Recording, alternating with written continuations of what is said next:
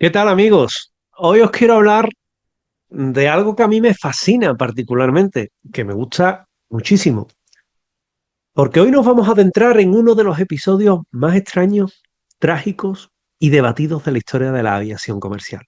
Una historia que comienza, como muchas otras, con un vuelo rutinario, un avión relativamente moderno, contextualizándolo en su época, una tripulación que estaba experimentada y los pasajeros que evidentemente confiaban en las manos del piloto en quien estaba. Pero todo esto terminó en tragedia, como en otras muchas situaciones. Y además una tragedia que hoy día está rodeada de un halo de misterio y que ha generado muchísimas preguntas. Hoy hablamos del vuelo 401 de la Eastern Airlines. Fue la noche del 29 de diciembre de 1972, así casi para acabar el año. El vuelo 401 de la Eastern Airlines despegaba del aeropuerto John Fitzgerald Kennedy de Nueva York con destino a la más cálida Miami. A bordo del avión, 163 pasajeros y 13 miembros de la tripulación. El avión era un flamante Lockheed L-1011 TriStar con matrícula N310EA entregado a las aerolíneas pues hacía poco menos de 4 meses. En la cabina, tres veteranos.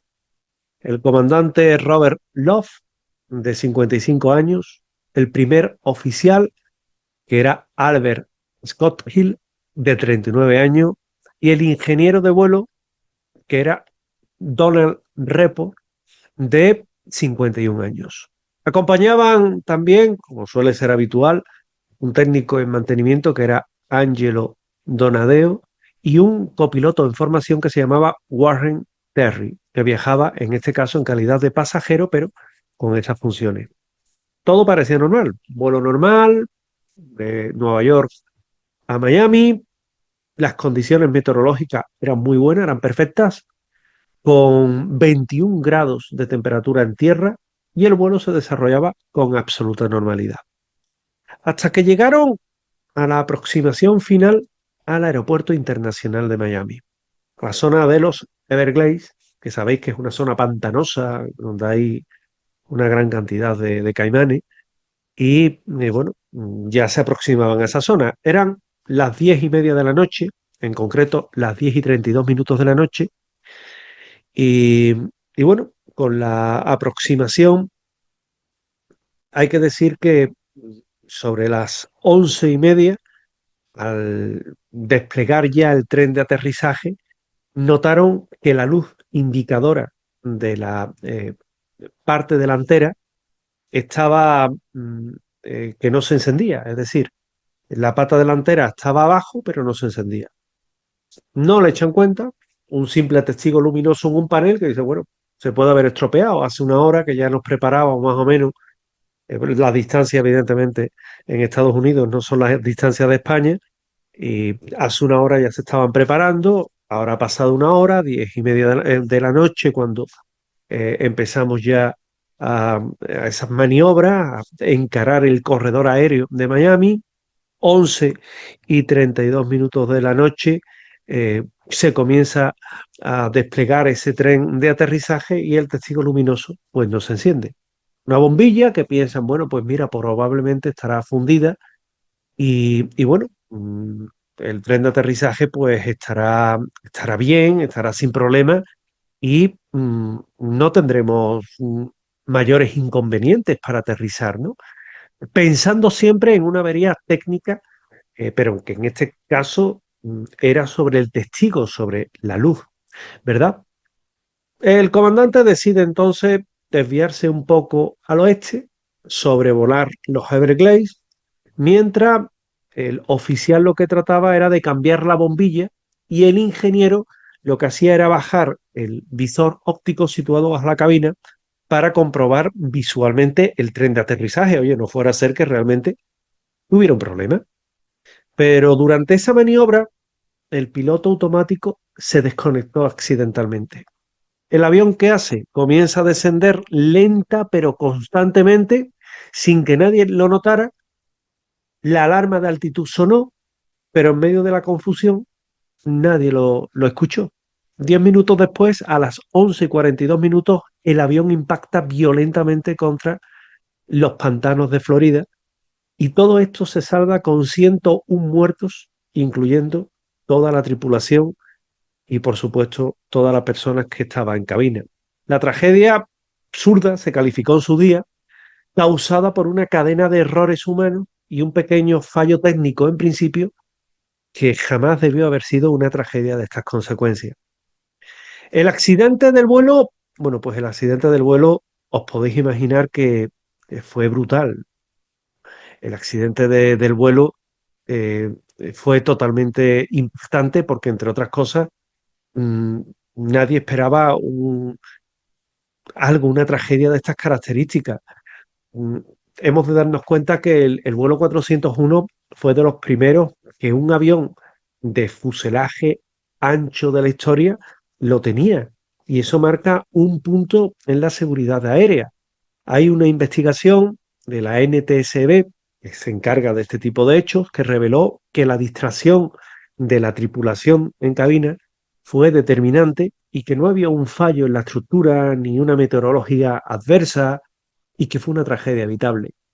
Y ahí nació el concepto de CRM o Cockpit Resource Management. Es decir, era un nuevo protocolo que reorganiza la forma en la que los tripulantes distribuyen las tareas en cabina y desde entonces siempre hay alguien vigilando los instrumentos de vuelo, pase lo que pase. Que fue una lección dura, pero que luego con el paso del tiempo salvó a muchas vidas. No estoy aquí para hablaros simplemente del accidente. Hasta aquí podríamos decir que era la historia, lo más triste. Pero a partir de ahí comienza lo inquietante. Con el paso de los meses, trabajadores de Leasden empezaron a relatar cosas extrañas. La Leasden era una aerolínea muy conocida, pero los comentarios eran muchos. Pilotos, azafatas, mecánicos, todos comienzan a hablar de apariciones de fantasmas a bordo de otros aviones de la TriStar. Uno de los casos más citados es de dos pilotos que estaban en cabina antes de hacer el despegue cuando un hombre, vestido de uniforme reglamentario, entra y les advierte de una tormenta en ruta. Cuando se giraron para agradecerle aquella información, el hombre ya no estaba. Y la puerta, bueno, pues lo curioso es que la puerta seguía cerrada dentro de aquella cabina. Una azafata, por ejemplo, relató cómo una pasajera le pidió ayuda porque tenía a un hombre extraño a su lado. El hombre iba vestido de piloto, con la mirada perdida, y desapareció justo delante de sus ojos. Y el más frecuente de todos estos encuentros es del ingeniero, de Donald Repo, que incluso se dijo que el propio director de la Eastern, Frank Borman, era un ex astronauta, tuvo una experiencia cercana en uno de estos vuelos. Se registraron más de 20 incidentes en el que Repo, el oficial, se aparecían y todos ocurrían en aviones, según informaciones internas, que habían reciclado piezas del avión accidentado, principalmente de la TriStar y principalmente de aquel avión que tuvo aquel accidente. La compañía, por supuesto, nunca reconoció oficialmente nada. Al contrario, advirtió a todo el personal que cualquiera que hablara sobre fenómenos de este tipo podría ser suspendido, sometido a una evaluación médica o incluso, lo que es más grave, despedido. Entonces nadie hablaba, claro, perder tu trabajo. Además, todo lo que se escribiera sobre estas apariciones en los registros de vuelo, el famoso logbook, sería inmediatamente eliminado. Sin embargo, el asunto escaló tanto que se solicitó de forma confidencial la intervención de un sacerdote que también era piloto y que tenía experiencia en vuelo. Y se dice que practicó un exorcismo sobre los restos que quedaban de aquel avión y que durante el ritual las luces de cabina parpadearon violentamente y que incluso una figura se materializó brevemente. Claro está que esto es lo que cuenta esa historia heterodoxa que les estoy contando. Después, según esto, bueno, pues las piezas todas fueron retiradas y las apariciones cesaron. Y esta historia no solo tuvo un impacto muy fuerte en la aviación, sino que también inspiró a la literatura y al cine. Por ejemplo, en 1976, el periodista John G. Fuller escribió un libro que es apasionante, que es el de los fantasmas del vuelo 401, que es un bestseller que hablaba de todos estos incidentes. Un año después se publicó Crash de Rob y Sarah Herder, más centrado en la tragedia humana. Y ambos fueron llevados a televisión en 1978, una protagonizada por William Shatner, que lo recordaréis porque era el famoso comandante de Star Trek, y la otra por Ernest Borgnine. Por supuesto, los escépticos no tardaron en apuntar que todo esto no eran más que leyendas alimentadas por rumores, que podía ser estrés postraumático de aquellas personas que habían volado, incluso de las tripulaciones del estrés típico o incluso sensacionalismo. Se llegó incluso a desmentir oficialmente que las piezas fueran utilizadas o reutilizadas y que coincidieran con las del avión siniestrado, pero la verdad es que esto solía ocurrir. Hoy día no, pero antiguamente sí. Hoy día, más de 50 años después, el caso del vuelo 401 sigue siendo un referente. Por un lado, como un caso que estudia la seguridad aérea, por otro, de historias paranormales muy famosas relacionadas con la aviación. Tal vez para algunos no se trata más que de sugestión colectiva, otros como una advertencia del más allá, una especie de manifestación de cara a aquellas vidas que se apagaron injustamente o imprevistamente. Lo que está claro es que el vuelo 401 no se olvidó ni en la tierra ni en el cielo, y que a día de hoy no es el único relato que se habla de fantasmas en aviones. Mm, sobre todo porque cuando hablamos de este tipo de hechos, pues basta con recordar otras experiencias muy impactantes que ha habido en otros aviones y que, por ejemplo, yo quiero recordar la tragedia en los rodeos cuando, por desgracia, un avión de la Panam y un avión de la KLM impactan, uno en maniobra de aterrizaje, el otro en maniobra de despegue del aeropuerto de Los Rodeos aquí en España y, bueno, provoca casi medio millar de muertos y a día de hoy en un hangar cercano donde se recogieron las piezas y también se llevaron parte de los cadáveres, pues se dice que se producen hechos que son absolutamente inexplicables y que de alguna forma vienen a decirnos que allí realmente ocurrieron hechos extraños.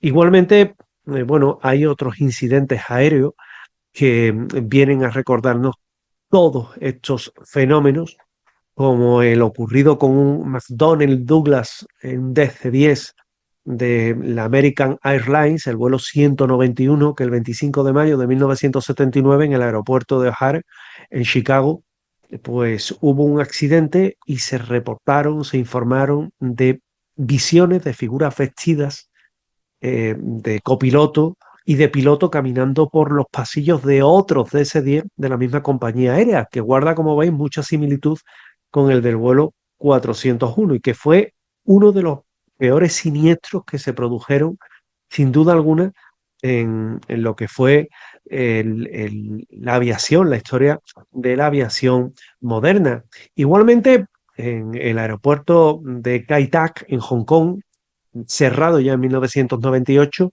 varios pilotos y personal de tierra aseguraron haber visto figuras humanas en las pasarelas de embarque, que decían estar encantadas. Y sabéis que allí en Japón o en China el tema de los fantasmas se llevan de una forma bastante especial.